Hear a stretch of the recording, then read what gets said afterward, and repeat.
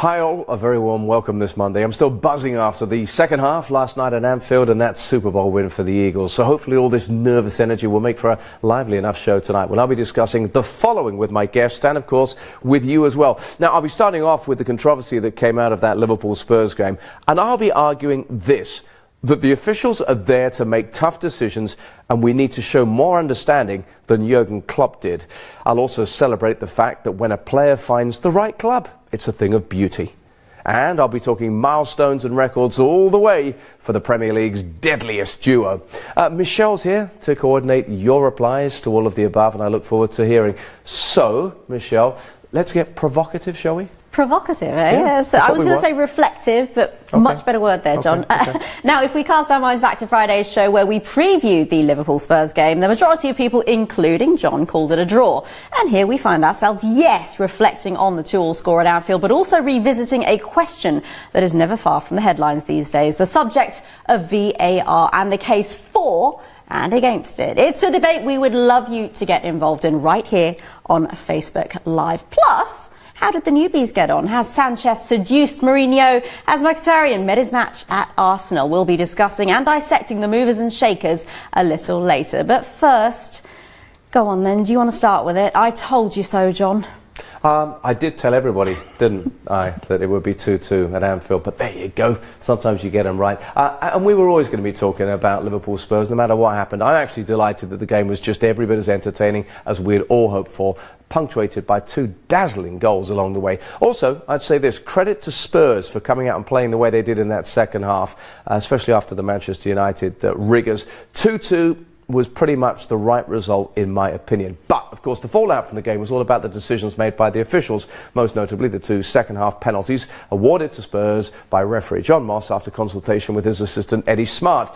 2 penalties awarded, one of them missed by Harry Kane, of course, 1 scored, as well as a complicated offside call. The first saw scrutiny of the way Kane went down after contact with keeper Loris Karius. The second was all about the positioning of Eric Lamela and the way that he went down in the box after Virgil van Dijk lunged at the ball.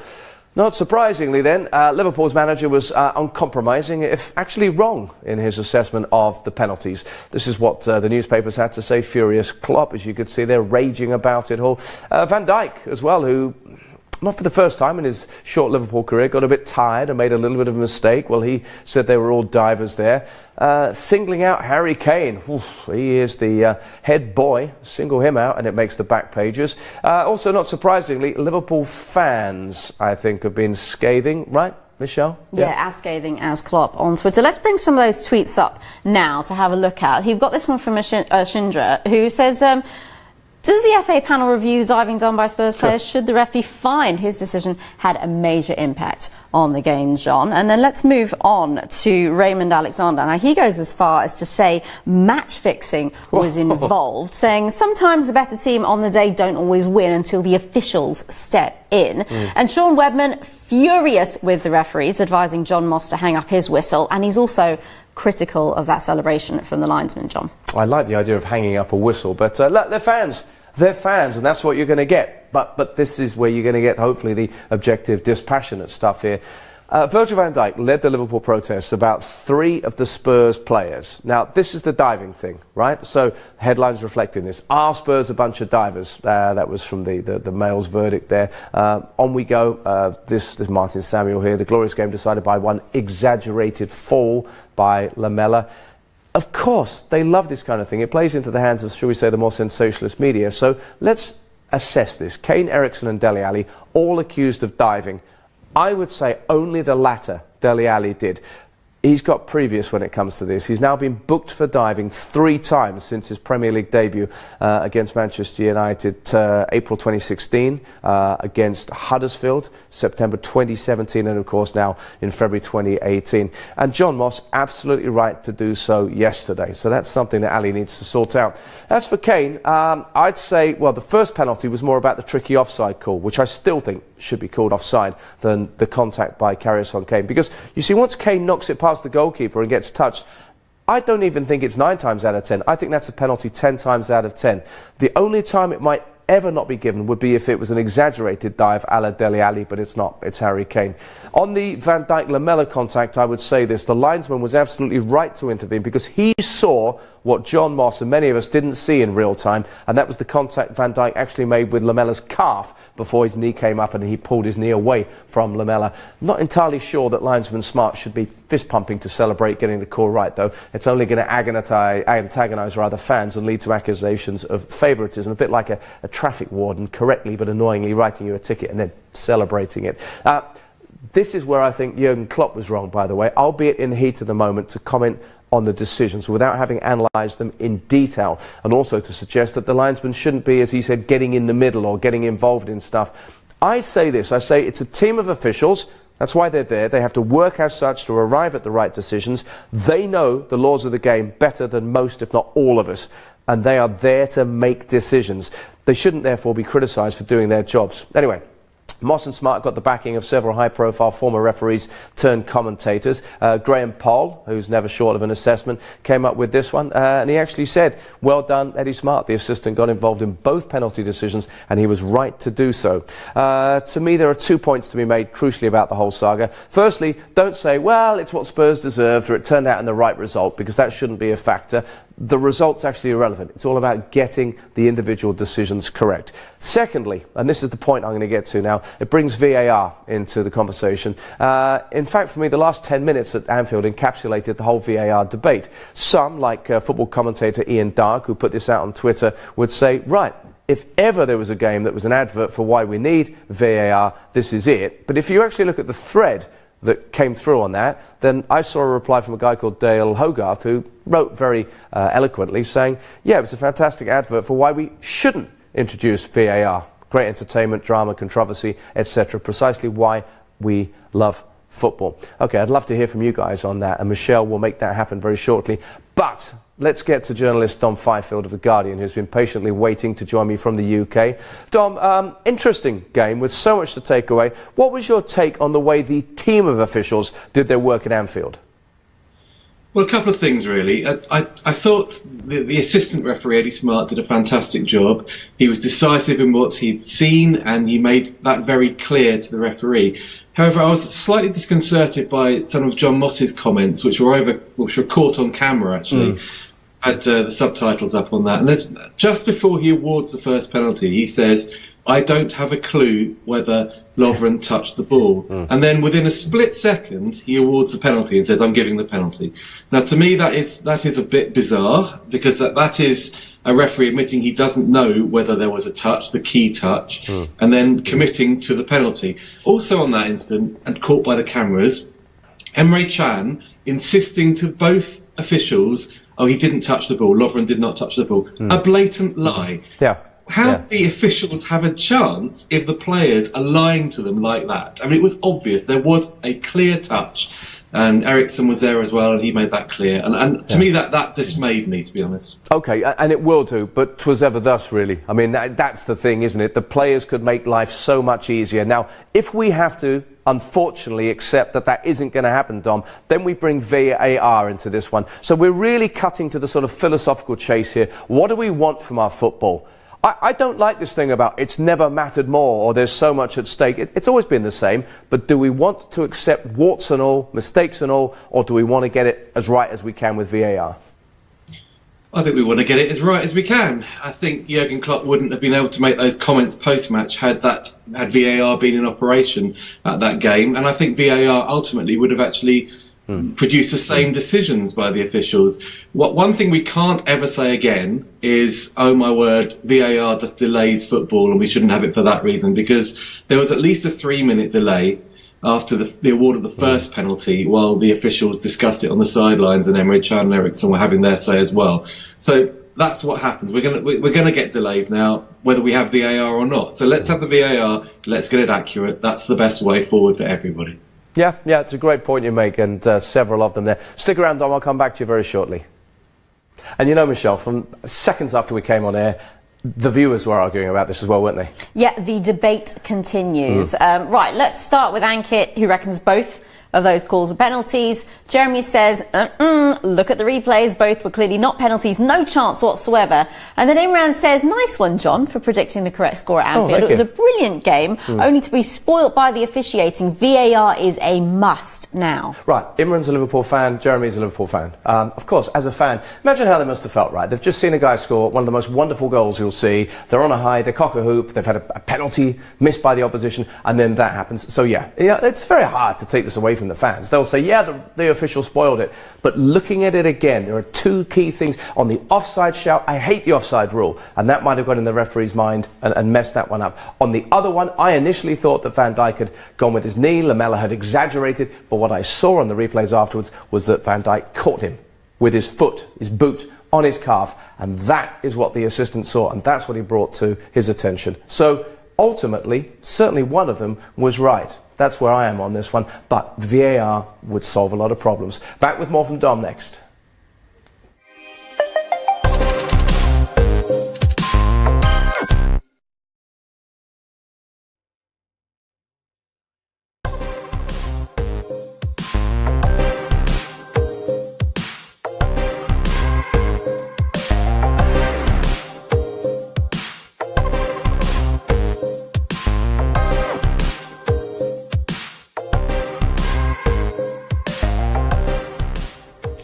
On the other side, we reflect on the rest of the action from the Premier League, including City's stumble, United anything but humble, and we ask, what the Heverton was that? Do let us know how your team got on over the weekend, unless your team is managed by Big Sam, in which case, don't.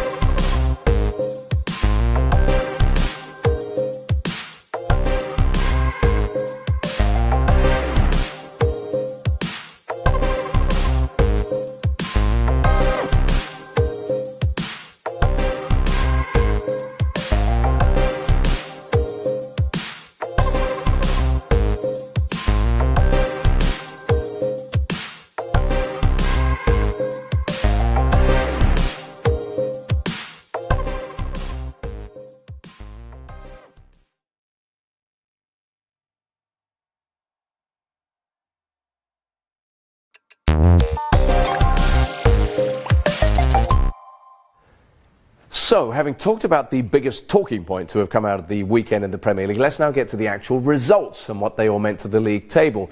Right, 30 goals already scored, and we still have Watford-Chelsea to come. Southampton were the only team to win away from home. It was their first win, by the way, in 13 attempts. Manchester United, the only team to keep a clean sheet. Bournemouth recorded a first-ever league double over Stoke, and Brighton picked up a first win in 7 matches. To the table, City suffered a rare slip-up, allowing United to close the gap at the top to 13 points with 12 games to go.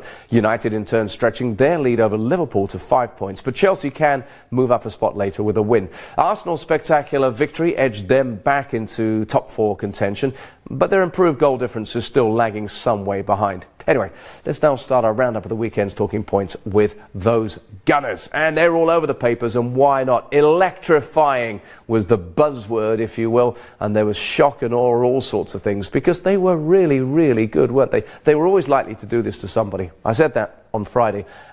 Given the boost also of having new record signing Pierre-Emerick Aubameyang's recovery from illness, the Emirates fans turned up, and they were always going to be treated to something special, even though to be 4 goals up in 37 minutes. Who saw that coming? It felt like a throwback to the good old Thierry Henry days of just lightning fast Gunners attacks, blowing teams away. And the catalyst for all of it was Henrik Mkhitaryan with his hat-trick of assists.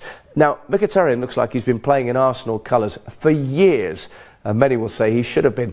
It just looks like a perfect match, and there are going to be some spectacular showings from this team in games to come. But will they only come at home, I wonder? Will Mickey and the Gunners actually be able to discover a formula that works on the road? Let's find out, shall we? Meanwhile, the player with whom he was swapped, Alexis Sanchez, looks just as at home in his new surroundings, to be honest with you. There's always been a bit of the warrior about Sanchez's game, and I think he's perfectly suited to the combative Mourinho ethos. Sanchez has now been fouled 15 times since he started playing for Manchester United, 7 times in the Huddersfield game alone. And that point wasn't lost on those who covered it. So look at the headlines here. Sanchez beats the heavy mob. That was from the Mail on Sunday. And this was Jamie Redknapp running a column saying kicking him, the little devil's the only way to stop him there. There's a little piece you can just see there, the top 5 fall guys. It's about the top 5 fouled players there. Again, a bit like Mkhitaryan, I would say this of Sanchez at Manchester United. Sometimes a player just feels like he's the right fit for that particular club, and I'm getting that vibe there. Let's get Dom Fifield back in here. Dom, do you get that vibe as well? I mean, I don't mean just with Sanchez. I mean, do you mean both of them? Have they got into a club where they're better placed now?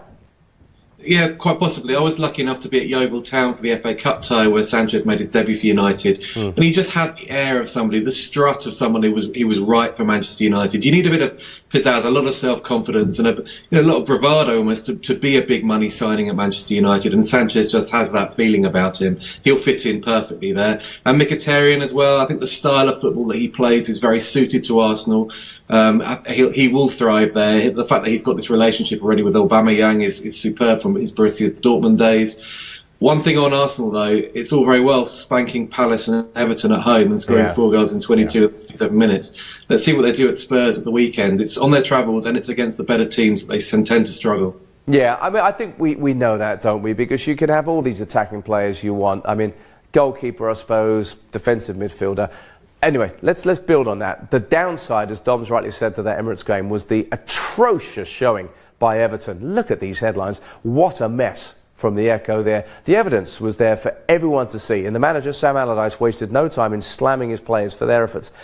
You know, I'm alarmed at the speed with which Allardyce tore into his players once again. I fear this is a job too far for a man who really did look to have called it quits on Premier League club management 2 jobs ago. Also, what's happened to Michael Keane?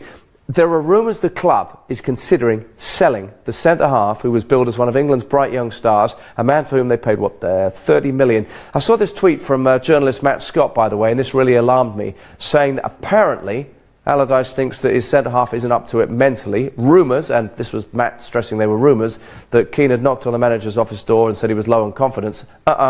Wrong move with somebody like Sam Allardyce. Now, if that is accurate, things look bleak, I have to say, for the former Burnley defender.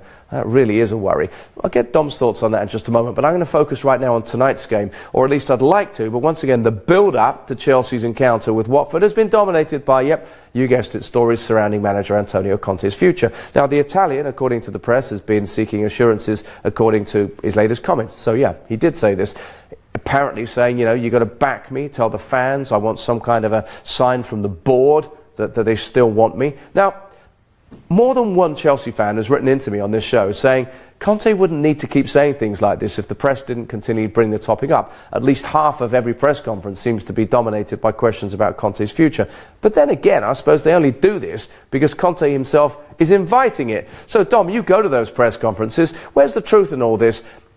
Is he to blame? Or are the press just jumping on this going, you beauty, we've got a story here that isn't going to go away? And do they just provoke constantly? Well, a couple of things on that. We've been covering Chelsea a long time. We know roughly how that club works. We've seen this before. We've seen an Italian manager at Chelsea who's just won the double, actually, be a dead man walking from November onwards in his second season. This club does not change its spots. This is how it works, Chelsea. We know where this is going. That said, on Friday at that press conference, the question that prompted that answer was something along the lines of Roman Abramovich is in London, is he not? And suddenly Conte just went off on that answer. I want public backing. I want a statement from the club saying that they retain faith in me. It wasn't particularly provoked. It was what he wanted to say and he wanted out there. And it reflects a man who knows where it's going as well. He knows he will be leaving Chelsea in the summer. Yeah. Hey, Dom, let's turn it back to the football here. I was looking at some clips with Olivier Giroud, you know, kissing the badge and thumping his chest and making all the right noises and all that. But just look at what happened on Friday night with Michy Batshuayi. I think conventional wisdom was that Chelsea were the big winners in that little merry-go-round, weren't they? That seemed to be the way things were going. I just wonder if we might have to rethink that a bit. Well, possibly, although it's quite key that Chelsea have only loaned Batshuayi. I think there's a sentiment at that club that the next manager in charge might quite fancy using him at the club. And Batshuayi made 4 Premier League starts under Conte since arriving for 30-odd million from Olympique de Marseille. So look, he's not featured under this manager. He may in the future. With Giroud, it's really a matter of how quickly it takes him to settle in. He may not start this evening's game against Watford. I'm going up there later on today. He had a muscular injury, a hamstring problem that he picked up in December. But Chelsea need him in that team. They need a focal point for that front three. Against Bournemouth last week, they were pathetic. They were absolutely pathetic. They had nowhere to go. Once Hazard is closed down, they don't have a means, a plan B or even a plan A, really, to unnerve teams. It's slightly different away from home, so maybe they'll have more chances at Watford. But they need Olivier Giroud fit and firing quickly. Yeah, that's a compelling story that you're going to be covering tonight. Enjoy the game. Keep warm and stay safe. We'll see you soon. All the best. Once again, Michelle, the viewers getting busy, getting lively. Still a bit more vitriol from the Liverpool fans, but we'll move on from that, shall we? Yeah, let's move on. Let's talk about, United and Arsenal. Let's go to Amiobi's comment. He's talking about Sanchez and Mkhitaryan. I think Mickey will be fine at Arsenal, but Sanchez and Mourinho will be judged by results. It's really difficult to please Mourinho if the team aren't always winning and trophies aren't coming in every season. And then I think Imran also had a comment as well. There we go. He says... down the bottom there, that Arsenal one. Yeah, that one. Arsenal could get a huge lift after the morning of Everton. The new stars brought the best of the rest, and they could go on a run now. Sean David Lowe, let's go back to Manchester United. Alexis Sanchez and Juan Mata, the best players for the Reds at the moment in their victory over Huddersfield. Dropping Paul Pogba was the right thing to do. And I can say Sanchez and Mata will be a huge game changer for the rest of the season. Yeah. I like coming out of that game, actually. McTominay's performance was really, really good. And how did he not get a penalty, by the way? It was a ridiculous decision by an official this past weekend. That VAR would have sorted that one out, I can tell you that. As for Arsenal, you can talk about them going on a run, but Dom is absolutely right. They have to do it away from home. They are on this truly wretched run of 29 points from 25 away Premier League games. You can put teams to the sword, featuring the most scintillating attacking play at home, but you've got to get the job done away from home. That is when we will really judge that side. As for that comment, and I think it was a really good one from Amiomi there about Sanchez, I think the Mourinho thing works for him because Mourinho will be judged on results, but Sanchez will, a bit like Jose, find a way of getting results, particularly in tough situations. So it does, to me, seem to be a good fit. We'll come back and celebrate a couple of remarkable goal scorers next when we play the numbers game.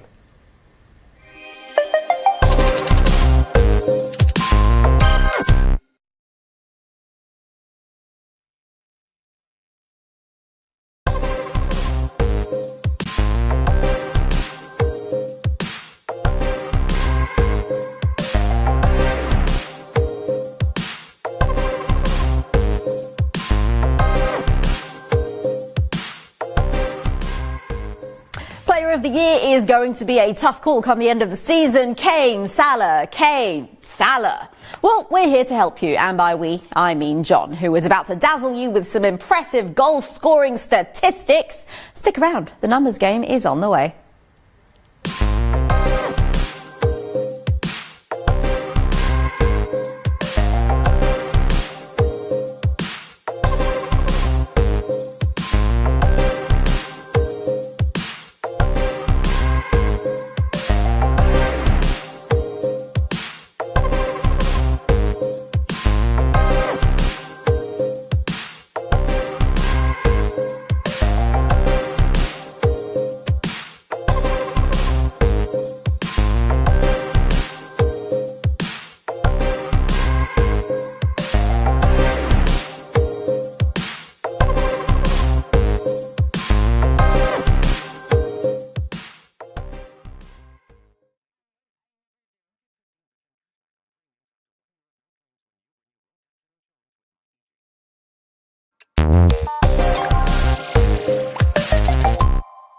Welcome back. Now, we've touched already today on both Harry Kane and Mo Salah in the context of that remarkable Liverpool-Spurs clash. Now I'm going to focus on their club's respective leading scorers in a special edition of the numbers game.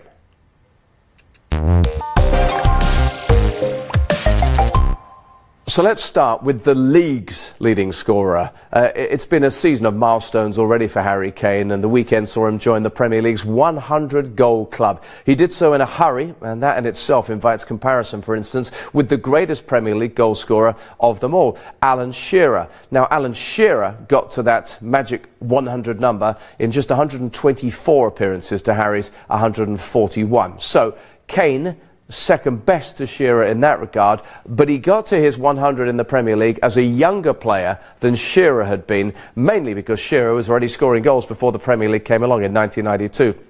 It is, though, worth noting some of the other names on that list, and if you ever want to slag off Michael Owen or anyone else like that, Wayne Rooney, just remember they were really, really good young players. So Kane actually scored at Anfield, but on the day he was outshone by Liverpool's remarkable Mohamed Salah. The Egyptian's brace, including a goal that was described by some as being Messi-esque, and it continued his incredibly prolific start to goal-scoring life at Liverpool. So here we are then, quickest to those 20 goals. As you can see, he's ahead of Torres, Sturridge, Fowler and Owen. Now, just to build on this, a few more stellar Salah stats for you. His 21 goals have come in 25 games. That's the fewest appearances of any Liverpool player to reach 20. The Premier League goals, he's also been directly involved in 27 league goals, i.e. scoring and assisting, joint most with Andy Cole, Alan Shearer and Dwight Yorke in their first 25 appearances of Premier League football as well. The only other Liverpool player to score 20 or more goals in a debut season was Fernando Torres back in 2007-2008. Now, I think you'll agree, Michelle, as I've just gone through when Harry met Salah, if you will there, that both have been amazing. I wonder which of the two will win the Golden Boot and maybe even the Player of the Year. Well, I don't know about that, but we're going to jump to a couple of comments here. Let's stick to VAR for a minute with Min Peng's comment. Kudos to Eddie Smart for the second penalty decision. However, John Moss looked dazed and unsure, and that is frustrating. How many assistant referees can get such decisions right? VAR 100% required really from Min Peng.